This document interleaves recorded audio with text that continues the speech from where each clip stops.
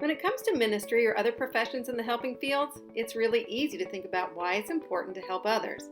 But today, we're going to take a look at why it's also important to help ourselves.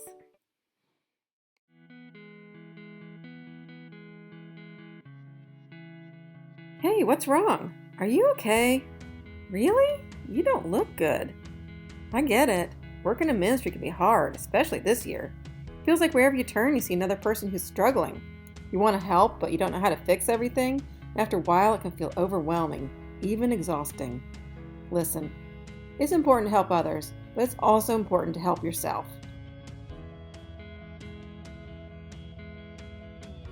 Did you know that people who work in the helping fields are at risk for something called compassion fatigue?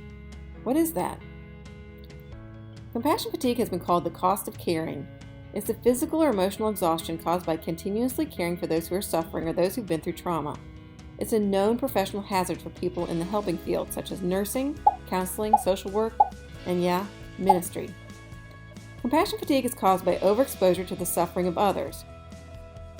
In other words, for people whose roles are based on empathy, being surrounded by heavy issues all the time can start to overload their emotions and cause them to shut down. This results in a loss of empathy and it can also lead to depression, PTSD-like symptoms, and burnout. And that sounds pretty awful. But there is good news. Compassion fatigue can be treated and even prevented. So how do you know if you're at risk? Well, there's some warning signs that you may be becoming overwhelmed.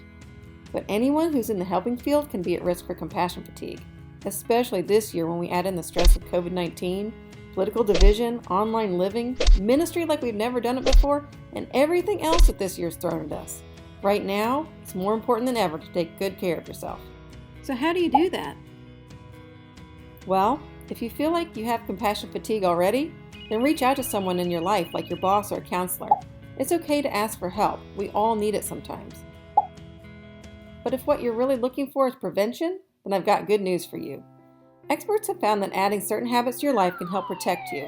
In fact, there are 4 simple points that will actually increase your fulfillment at work. So before you help one more person, let's take a minute and learn how to help yourself. 4 points for prevention. The first one is connecting to your calling. When ministry gets tough, it can be hard to remember why you chose this life to begin with. But for most of us, you didn't choose ministry. It chose you.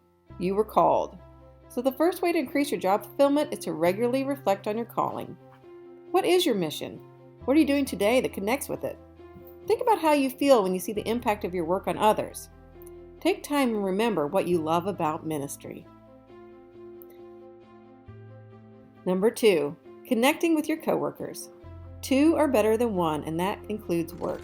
The happier you are with the people you work with, the happier you are at work. In fact, the more professionally supported you feel, the more protected you are from fatigue. So if you want to deepen the relationships you have at work, reach out to your coworkers. Be intentional about connecting with them and supporting them.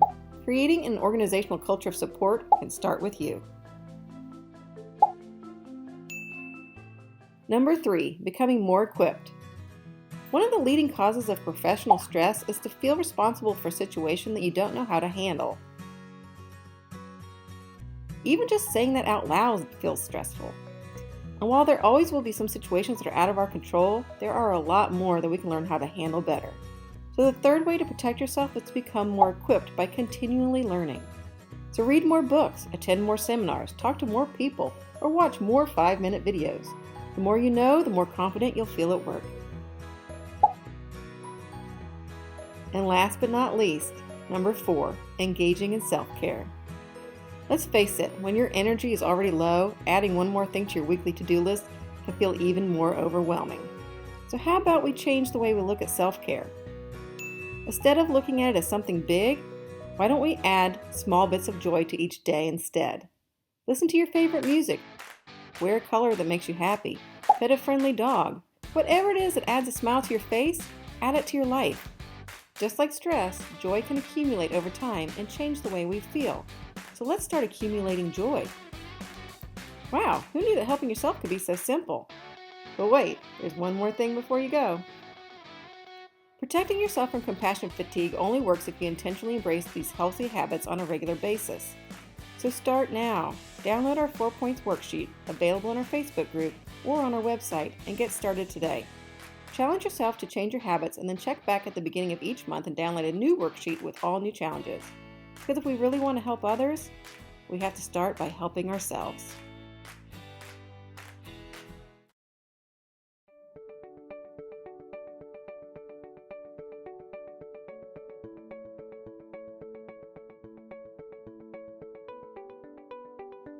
Thanks for joining us today, and don't forget, what you do matters, and so do you.